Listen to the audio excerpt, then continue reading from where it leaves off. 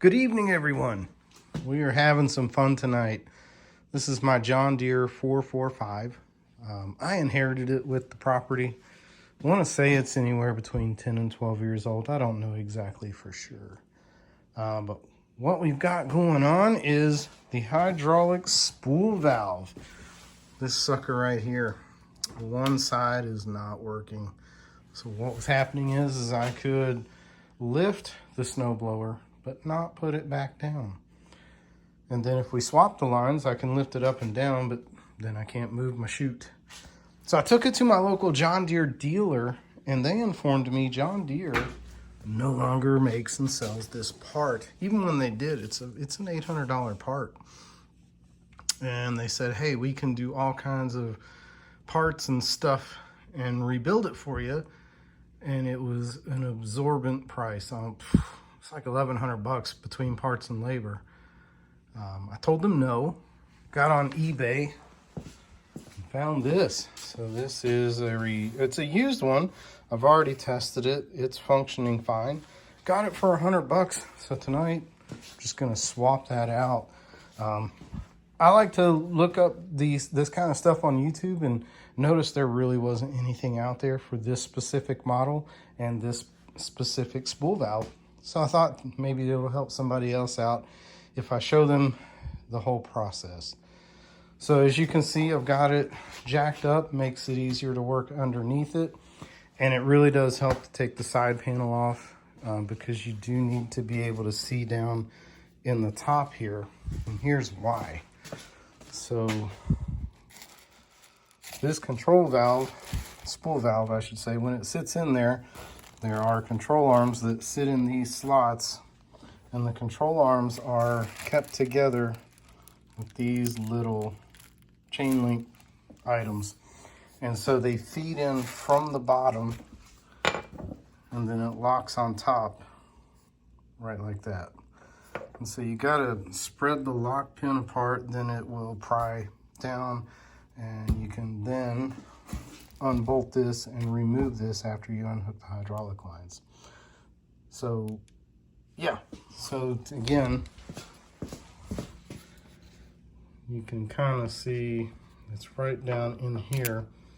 You just can't get to those chain link lock pins from underneath the machine. You have to do it from the top. So you got to take this off, and then also underneath the machine,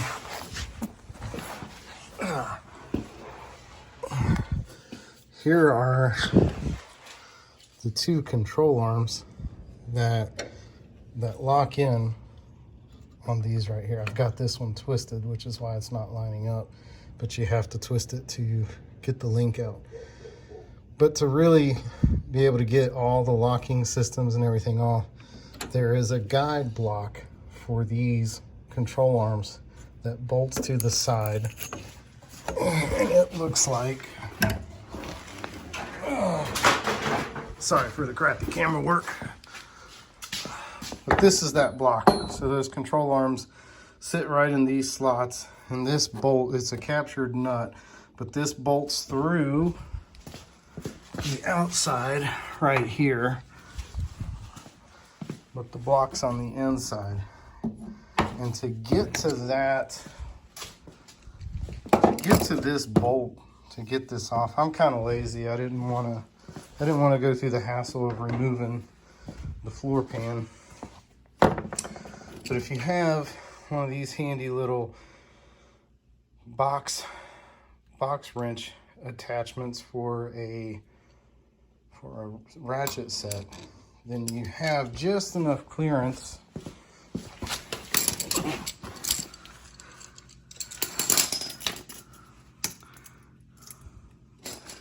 to sneak it up in there, get it on that bolt, and then break it loose and take it out without having to remove the whole floor pan. If you don't have that, floor pan removal is probably your best bet, because it is on there tight.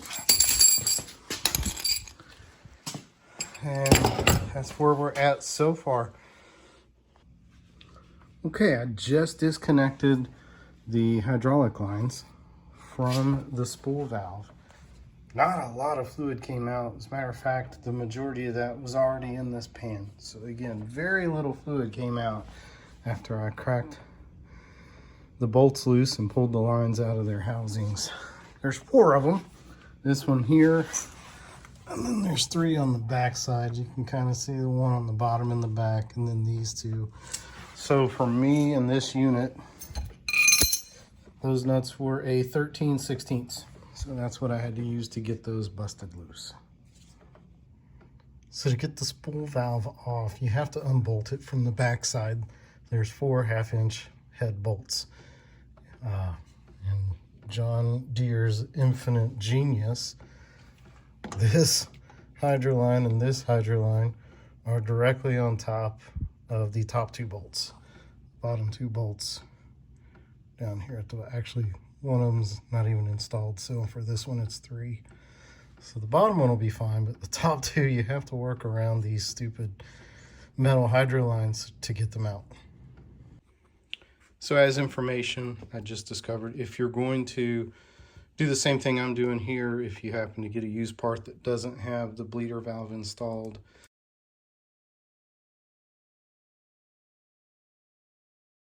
the connection, instead of a 13/16, uses a 15/16. Okay, to take these caps off and replace them with these quick disconnects, it will require a 7/8 wrench. So it's all put back together. I had it fired up and operating, and everything works great again. I have up and down, and I have control of the chute. Whereas before I replaced that, I was going to be stuck with either or, up or down, or controlling the chute. So here it is, fully installed and reconnected to the hydraulic lines for my snowblower implement. But everything worked out great. I will say, and this is probably common knowledge, but when you go to put these fittings back into their couplers, take a little bit of hydraulic fluid or oil or whatever, and just kind of coat this fitting, and it'll go in and seat much easier. One problem I had on startup, I didn't realize it, but this one didn't seat all the way for that reason. And so I was having trouble with one not working, and that's when I realized this was loose. I coated it with a little fluid, it popped right in, no problem, and everything worked. And one more thing, I did start at the video with saying it was an exorbitant cost to have the dealer do anything with this. Maybe my memory's not working as good as it should, but I want to say I was quoted around $1,100 to rebuild that spool valve. That was parts and labor combined.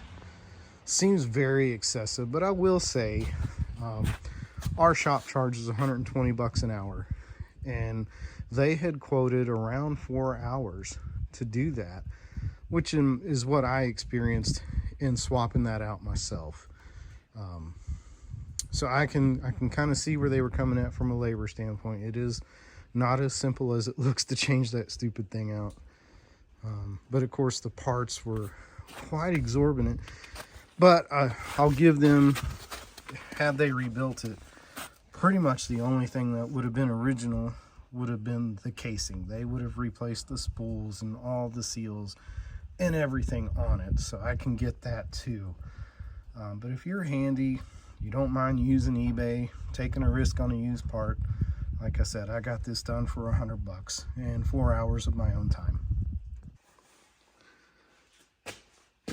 So now that the machine is up and running, I wanted to take apart the old one. Let's figure out what went wrong. Is it salvageable? Can I reassemble it and keep it as a backup? And the answer is yes. So here in a nutshell is what happened. So these are our spools, and they insert this way, and the control arm that connects here protrudes through the back. This is the part that actually mounts to the frame. And this is what went wrong. The seals for the caps. So these things have caps that go on right here after the spool valve is in there. And this gasket is what failed. Now, it was particularly this bottom one. Our top one was still working. It was the bottom one that was giving us problems. This is the cap for the bottom one. Now inside this cap, while it holds this particular spool valve, this is the spool valve for the top, it has this protruding pin that rests in a pocket down in there. Let me get a light. So there's a pocket in there, and that's what that goes in. But on each side of that pocket, you can see there's a bolt hole. And what that's for is for these guys right here. So that, let me get this thing in focus. So this nut goes in there, and that's a spring on there. So what that spring is for are these two little ball bearings. So the ball bearings ride in there on this thing, which is what gives it the appropriate friction so that it will return back to neutral, things like that. At least that's my understanding.